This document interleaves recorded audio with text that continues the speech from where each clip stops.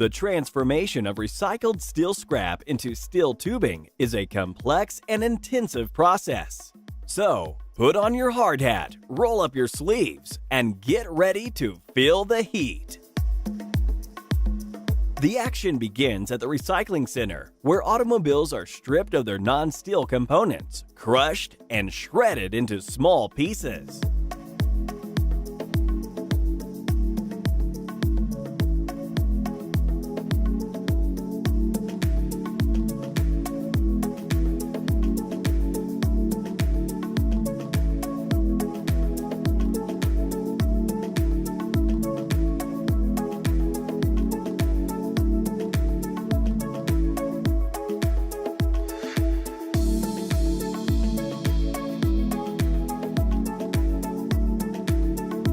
From there, the pieces are placed into an electric arc furnace, where 60 tons of scrap are melted per hour, at temperatures reaching 1,620 degrees Celsius.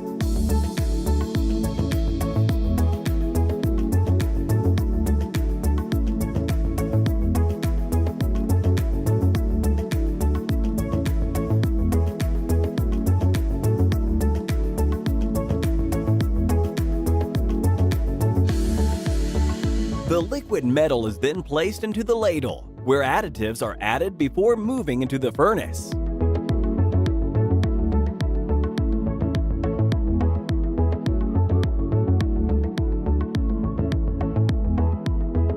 Now transformed into molten steel, the liquid is cooled, formed, cut into long, slender bars, and placed on the tube rolling rail.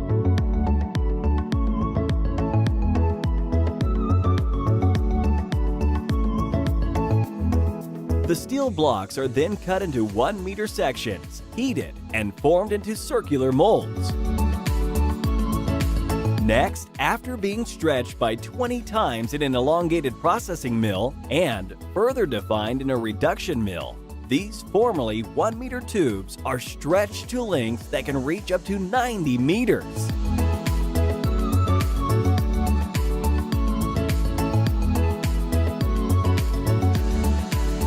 The tubes are now ready for cutting, packaging, and shipping. Wasn't that fascinating?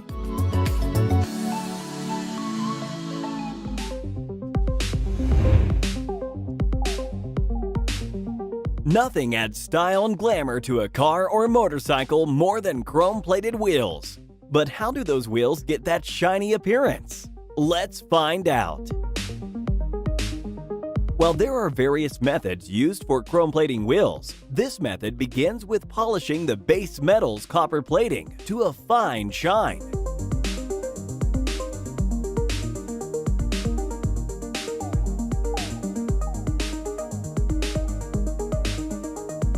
Next, the wheel receives a hot bath and rinsing to remove impurities or debris left by the polishing. Keeping the wheel wet prevents cross-contamination and helps maintain surface activation.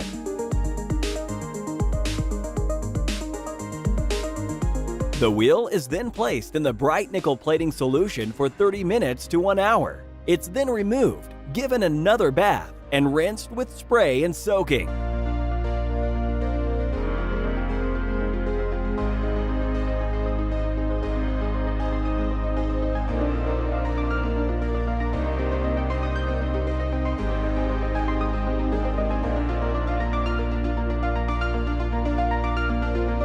Next, a visual inspection is performed just prior to beginning the chrome plating process. To improve the coverage of the chrome plating, special tooling is then applied to the wheel.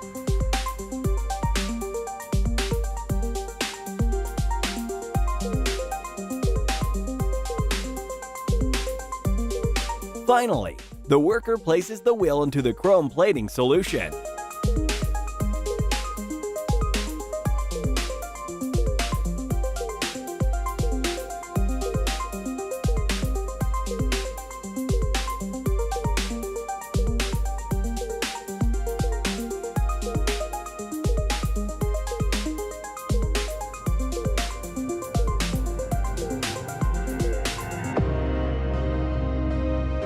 The tools are removed when plating is complete. followed by another rinsing and final visual inspection. Nice work!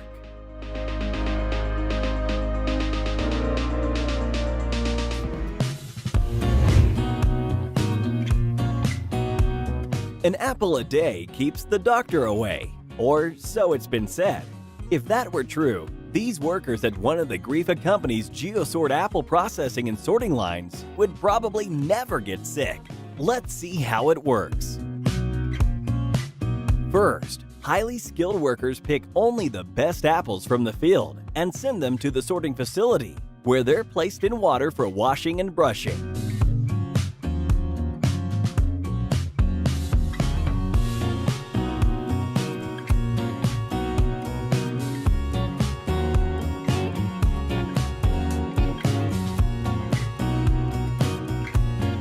Next, internal and external examinations are performed using spectrum analysis, HD cameras, and LED lighting.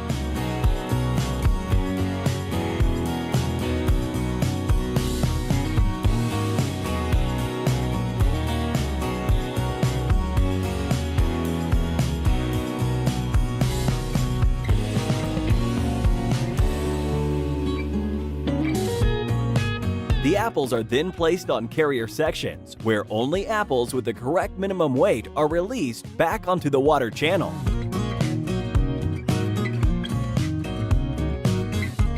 From there, the apples are sent to be packed. Though the GeoSort has its own packing system, Grifa also offers the robotic Smart Packer system.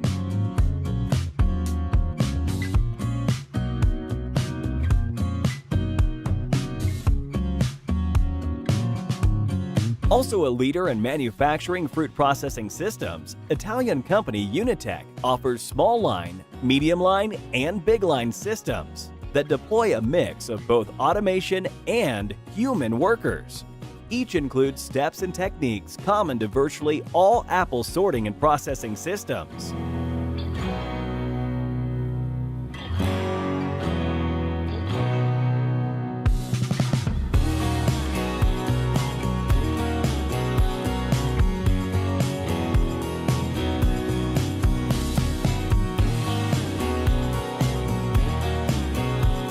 Without these amazing systems, fresh fruit would definitely be in short supply.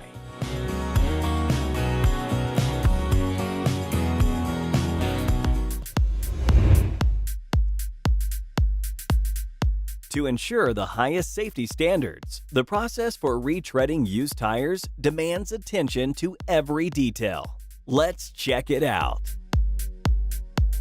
First, the tire undergoes a visual inspection. Any foreign objects are immediately removed, and nail hole locations are marked.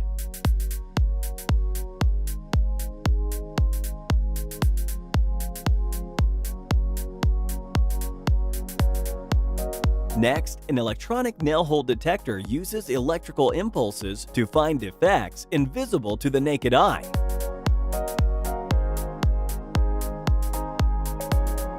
The tire is then placed into a chirography machine for an optical laser inspection. Vacuum pressure within this machine visually enhances damaged areas, which are analyzed and displayed on a monitor.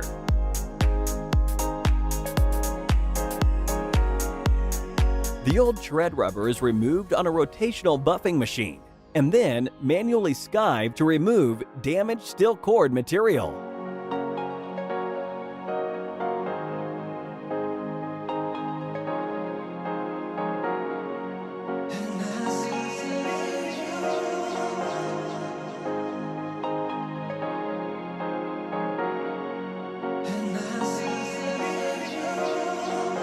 Next, the skived areas are covered with clear cement. During the repair process, time-proven tire repair techniques are employed to correct bead damage, sidewall splits, and crown, shoulder, and sidewall injuries.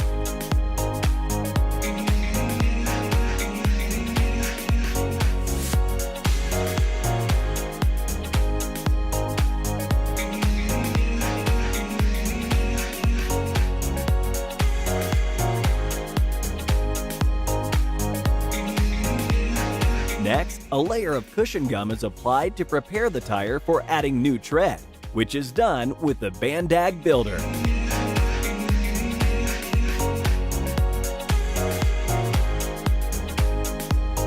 Once the new tread is stapled and stitched into place, the tire is encased in a flexible rubber envelope, inflated, and cured in a heated chamber.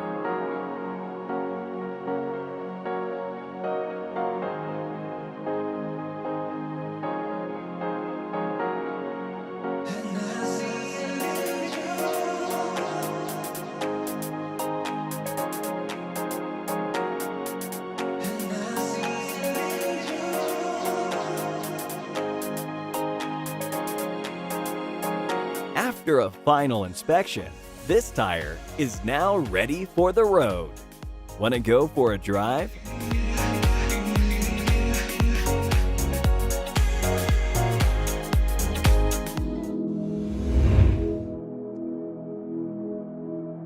Whether eaten with cereal, in a delicious banana split, or in a scrumptious fruit mix-up, most people go bananas for bananas.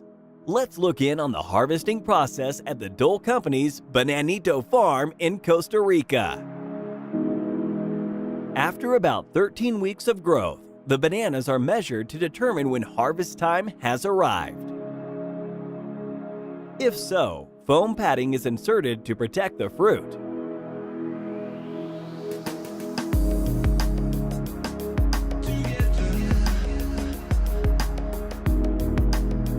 Next, the stem is cut, the bunch is carried away, and the leaves are cut off to fertilize the soil.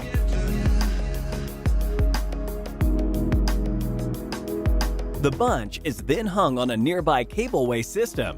When 75 bunches are collected, a trusty mule pulls the bundles toward the packing plant.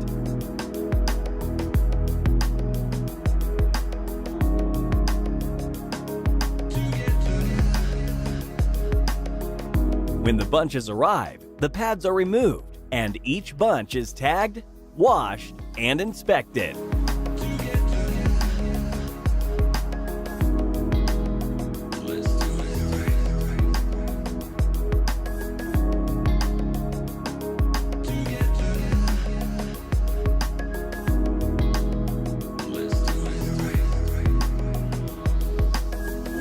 Next, smaller sections called hands are cut from the bunches and placed in a water tank for cleaning, while leftover bags and stems are recycled.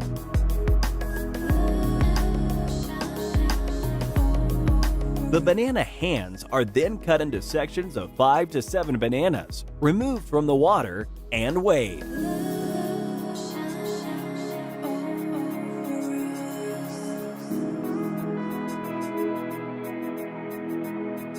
Finally, after tagging with the company's logo, the stems are treated to retain freshness.